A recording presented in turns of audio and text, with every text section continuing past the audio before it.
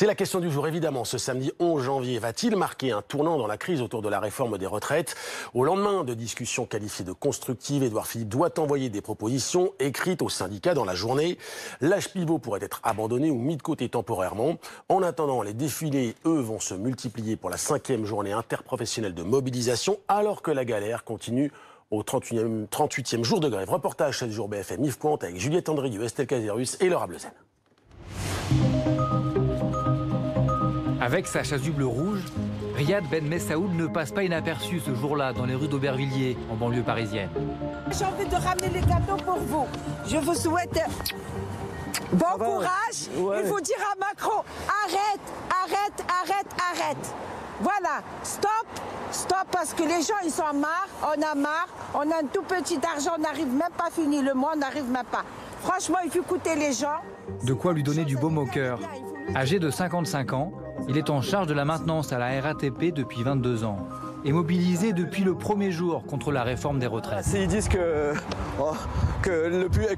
les citoyens sont contre nous, là c'est un scandale. La rue, elle est à nous en réalité.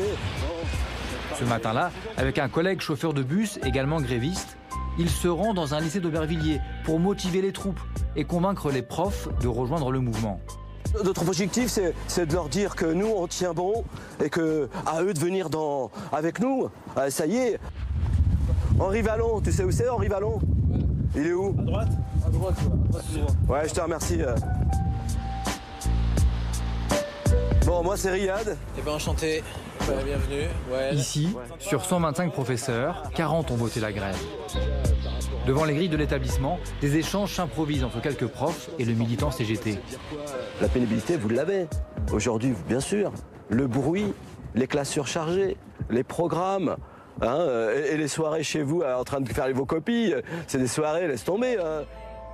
Après plus d'un mois de mobilisation, Riyad reste persuadé que les rangs des grévistes peuvent encore grossir avec les professeurs, mais aussi avec les salariés du privé. Je crois qu'il y a une seule chose, c'est une convergence des luttes. Et celle-là, j'y crois. J'y crois, mais vraiment. Ils vont nous rejoindre, j'y crois. Il y a un espoir. Aujourd'hui, cet espoir, il est là. On vous le donne. C'est un relais. Le relais, c'est une équipe. Un constat partagé par ses professeurs. Tout le monde se repose un peu sur cette colonne vertébrale qui sont composées de gens comme Riyad. Comme lui, qui dit les choses un peu comme elles sont, je pense. Tout le monde redécouvre la puissance et la capacité collective d'action qu'on a tous ensemble à faire grève et ce plaisir aussi qu'on a à se retrouver les matins sur les piquets de grève, sur les blocages, en AG. Enfin, vraiment, c'est un plaisir qu'on a. En tout cas, ce matin, on a quand même... Eux ont prévu d'aller manifester. Mais combien seront-ils en tout? Y aura-t-il un regain de mobilisation ou assiste-t-on à un essoufflement du mouvement? La réforme des retraites agite le pays depuis le 5 décembre et le début du mouvement social. Tous ensemble, grève générale! Plus d'un mois de grève, une durée record. SNCF, RATP, chaque jour, les mêmes images de wagons bondés et d'usagers parfois à bout de nerfs.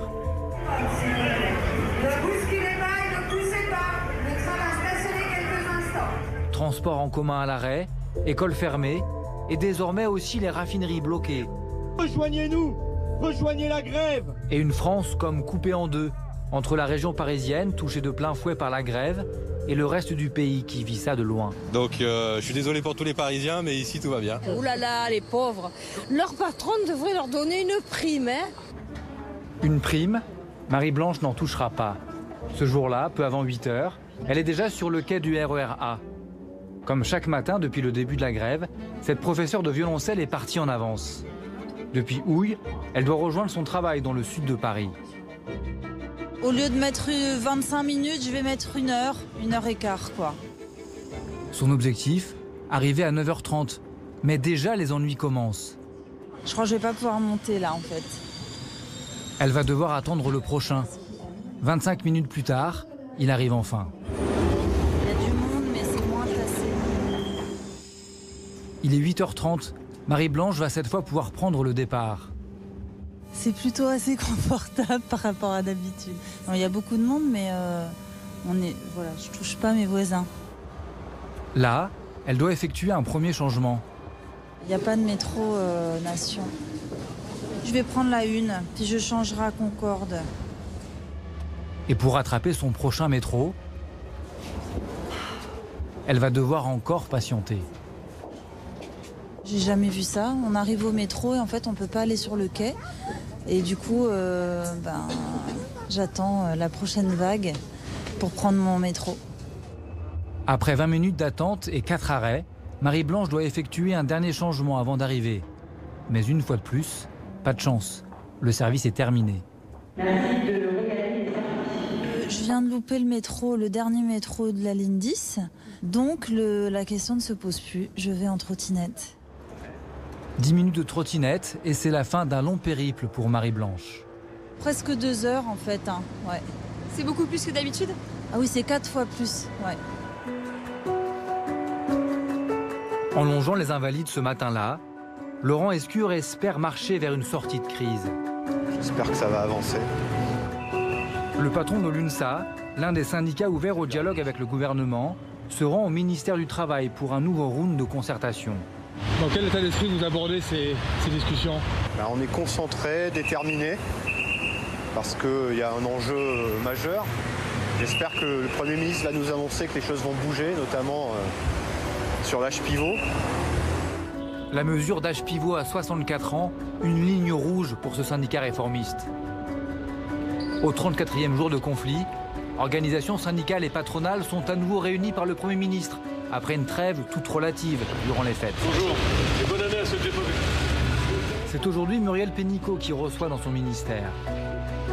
À ses côtés, la ministre de la Santé, le secrétaire d'État en charge des retraites et également le secrétaire d'État à la fonction publique, Olivier Dussopt, que nous avons pu suivre. Il y a quoi dans ces dossiers? Dans ces dossiers, il y a des notes, des éléments et surtout les principaux points pour la réunion qui s'ouvre de définition et là où on peut aller. Quel est le programme de travail que l'on propose aux organisations syndicales? Je suis confiant et surtout optimiste. À l'ordre du jour, la pénibilité et l'emploi des seniors. Au sortir de sa rencontre avec les syndicats, le Premier ministre précise le calendrier de réforme des retraites et confirme son souhait de reprendre l'idée formulée par la CFDT d'une conférence de financement. C'est une bonne idée, j'ai eu l'occasion de le dire. C'est une idée qui nous permet d'envisager une discussion documentée, chiffrée, sereine, je l'espère, sur les façons de faire revenir le système actuel vers l'équilibre. Un signe d'ouverture pour les syndicats dits réformistes. De retour au siège de l'UNSA, Laurent Escure débriefe avec ses équipes la réunion de ce matin. On n'est pas sorti de l'auberge, mais moi ma crainte c'est ceux qui sont dans une phase de radicalisation. Alors, il se trouve que c'est pas les nôtres, mais quand le gars de la CGT, cheminot, dit moi mon intérêt c'est la révolution et qui fait référence à Lénine, plus on le radicalise et plus on coupe de la majorité des salariés d'un côté et de la majorité de l'opinion publique. Et voilà, donc on est dans cet entre-deux là, donc les 3 jours qui viennent vont être intenses. Nous retrouvons Olivier Dussopt, le secrétaire d'État, à la sortie de la réunion. En route pour le ministère, il cale avec son chef de cabinet ses prochaines interventions médiatiques. D'accord, parfait. C'est leur émission bonjour je sais pas quoi, là, un truc comme ça, bonjour chez vous. Ok. Expliquer, faire preuve de pédagogie, convaincre les Français de la réforme des retraites. Une mission de longue haleine. Alors que les syndicats ne sont toujours pas tombés d'accord avec le gouvernement, Olivier Dussopt préfère voir le verre à moitié plein. Il y a des organisations syndicales qui, par principe, ne veulent pas du système universel et ont cette opposition pratiquement de principe. Mais avec celles et ceux qui veulent avancer, et qui sont nombreux, je pense qu'on n'est pas loin d'un compromis. En tout cas, il y a une volonté d'aboutir. De retour à son bureau, il prépare déjà les rencontres syndicales du lendemain avec son directeur de cabinet. Bon, donc demain matin à 8h30, les directeurs de Bercy. 9h30, les organisations syndicales. Et les représentants des employeurs? Et les représentants des 3 versants des employeurs. Ok. Bon, on va manger. On prend des forces. Un rythme intense pour l'exécutif, comme pour les grévistes les plus remontés contre la réforme. Nous avons retrouvé Riyad, l'agent de la RATP. Accompagné de sa femme Anne, prof et gréviste elle aussi, ils rejoignent le cortège pour cette 4e grande journée de mobilisation. À la SNCF, le taux de grévistes est remonté à 33% contre 7% la veille. Là, c'est de l'oxygène en plus et on en a besoin. Alors, on en a besoin et aujourd'hui, la démonstration qui est faite dans la rue, c'est qu'on lâche rien. Voilà, voilà.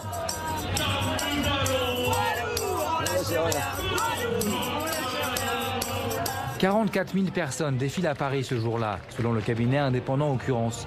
Un chiffre en baisse par rapport aux journées précédentes. Dans ses mains, Riyad porte une caisse de grève. Il en profite pour essayer de collecter de l'argent. Pour la RATP, 35 jours de grève. Ah, il y a le monsieur. Ah. Merci pour la solidarité. Merci, c'est humain. Merci. Merci beaucoup. C'est une caisse de solidarité. Elle est là pour, déjà ne serait-ce que pour le piquer, acheter le café pour certains. Et puis si vraiment les sommes, des fois on a des sommes, 50 €, 60 €. Et puis derrière, on va distribuer un peu d'argent pour les collègues pour qu'ils puissent mettre un peu de carburant ou un caddie de course, quoi, voilà. L'argent, le nerf de la guerre pour continuer à rester mobilisé. À la RATP depuis 22 ans, ce père de 3 enfants gagne aujourd'hui 1 800 € net par mois. Et après 5 semaines de mobilisation, c'est de plus en plus difficile de tenir. Je fais partie des gens qui ont déjà perdu un mois de salaire. Voilà. Voilà. Mais j'avais quand même mes congés à placer. Moi, j'ai pris quelques jours de congé. Voilà. Si je peux tenir un mois, je tiendrai encore un mois. Voilà. Et puis, s'il faut qu'on s'échelonne, je prendrai même un crédit s'il faut. Voilà. S'il faut prendre un crédit, je prendrai un crédit. Camp contre camp, le bras de fer se poursuit. L'intersyndicale appelle d'ores et déjà de nouvelles journées d'action pour la semaine prochaine.